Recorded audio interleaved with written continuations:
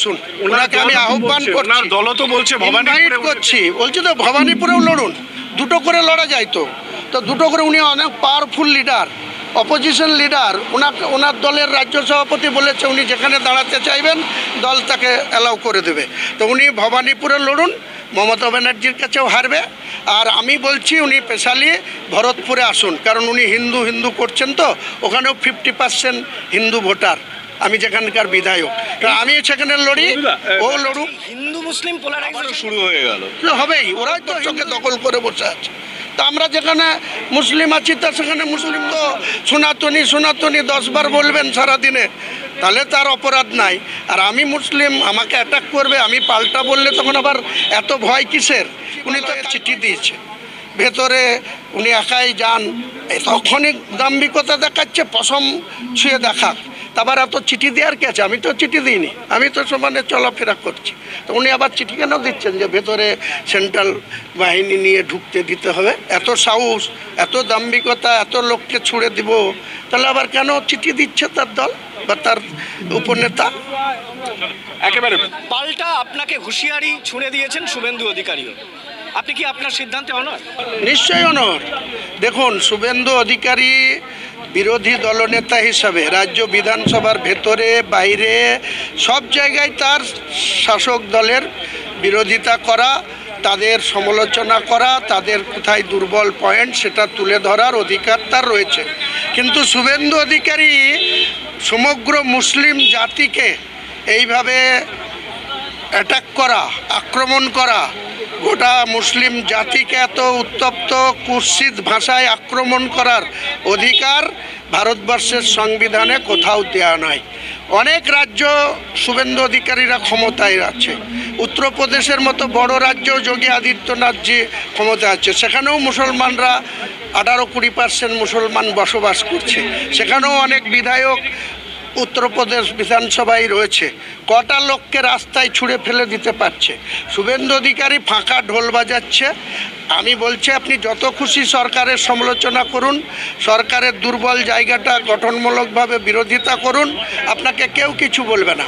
কিন্তু সমগ্র মুসলিম জাতিকে অ্যাটাক করলে, আপনার বিরুদ্ধে ঢিল মারলে আপনাকে পাটকেল খেতে হবে। আমি ডাইরেক্ট হুমায়ুন কবির। উনি যে পরিপ্রেক্ষিতে বলেছেন যে ওনাদেরকে বলতে দেওয়া হচ্ছে না, ওনারা ক্ষমতায় আসলে পরে বিধানসভায় তৃণমূলের ওনাদের বলার মানসিকতাই তো নাই। ওনারা প্ল্যান করে ঢোকেন, এক একদিন এক এক রকম ড্রেস পরে, এক একদিন এক এক রকম রঙের পাগড়ি পরে নকশা করতে যায় বিধানসভার ভেতরে। গঠনমূলক বিরোধিতা করা বা পয়েন্ট আপ করে শাসক দলের দুর্বল জায়গাটাকে আঘাত করার মানসিকতাই তো নেই ওনাদের। তো ওনারা আবার কি বলতে দেবেন? স্পিকার সাহেব তো বলার জন্যই সবসময় বলেন। তো ওনারা তো ঢোকেন আর স্লোগান দেন আর কাগজ ছেড়েন আর বেরিয়ে আসেন, বাইরে হল্লা করেন। একটা কথা আপনি বলছেন শুভেন্দু অধিকারী সম্পর্কে, যে শুভেন্দু অধিকারী মুসলিমদেরকে, সম্প্রদায়ের মানুষকে আক্রমণ করেছেন, কিন্তু ওরাও তো, বিজেপিও তো আপনার বিরুদ্ধে বলছে যে আপনি ভোটের আগে বলেছিলেন হিন্দুদের কেটে ভাগীরথীর জলে ভাসিয়ে দেবো। ভোটের আগে 30শে এপ্রিল আগে যোগী আদিত্যনাথজি প্রতাপসংঘ, শক্তিপুর প্রতাপসংঘ লাইব্রেরির মাঠে বেলা 1:30টার সময় প্রকাশ্য একইভাবে মুসলিম জাতিকে অ্যাটাক করে এবং তৃণমূল কংগ্রেসের মুখ্যমন্ত্রী, বাংলার মুখ্যমন্ত্রী মমতা ব্যানার্জিকে কুৎসিত ভাষায় আক্রমণ করেছিলেন এবং মুসলিম জাতিকে উল্টো করে টাঙিয়ে সিধা করে দেব, 7 পীড়া মানে 7 জনম দাঙ্গা করার সাহস করবে না। এ কথা যখন 30শে এপ্রিল 1:30টায় বলেছিলেন, পরের দিন 1 মে সন্ধ্যা 6:30টায় সেই মাঠের 100 মিটার দূরে আমি বলেছি, 100 বার বলবো, যখন আমার জাতিকে কেউ এইভাবে অ্যাটাক করবে আমিও পাল্টা তার জন্য। আমি আগেই বলছি, কেউ ঢিল মারলে তাকে পাটকেল খেতে হবে। এবারে আপনার টার্গেট হচ্ছেন শুভেন্দু অধিকারী। 100 বার শুভেন্দু অধিকারীকে বিধানসভার ভেতরে বাইরে বিজেপির হয়ে যত খুশি বলুক, শাসক দলের বিরুদ্ধে যত কিছু বলুক, সমগ্র মুসলিম সমাজকে অ্যাটাক করার অধিকার ওকে কোন সংবিধান দিয়েছে? কে দিয়েছে? ও যত এরকম করবে, আমি বলছি তো, আমি গোটা মুর্শিদাবাদের মুসলিমদের 67-90 লক্ষ মানুষ আছে গোটা মুর্শিদাবাদে, তার মধ্যে প্রায় 65 থেকে 67 লক্ষ মুসলিম আছে। আমি যদি ডাক দিই তাহলে আমি বলছি শতকরা যে মুসলিম 90% মুসলিম হুমায়ুন কবিরের ডাকে রাস্তায় নামবে। সেদিন শুভেন্দু অধিকারী কোথায় যায় সেটা দেখব। একটা কথা বলি যে ইতিমধ্যেই ভোটের 1 বছর বাকি, কিন্তু আমরা দেখতে পাচ্ছি যে ভবানীপুরকে কেন্দ্র করে কিন্তু একটা লড়াই শুরু হয়েছে। মমতা বন্দ্যোপাধ্যায়ের বিরুদ্ধে প্রার্থী হওয়ার তোড়জোড় করছেন শুভেন্দু অধিকারী। কিভাবে দেখছেন? উনি তো নন্দীগ্রামে মুখ্যমন্ত্রীকে ভোটে হারিয়েছেন, এবার হচ্ছে ভবানীপুর। আচ্ছা, নির্বাচন কমিশনের নিয়ম অনুযায়ী একটা ক্যান্ডিডেট 2 জায়গায় প্রতিদ্বন্দ্বিতা করতে পারে। তো উনি আর একবার ভবানীপুরে লড়ুন, মুখ্যমন্ত্রীর কাছেও হারবেন।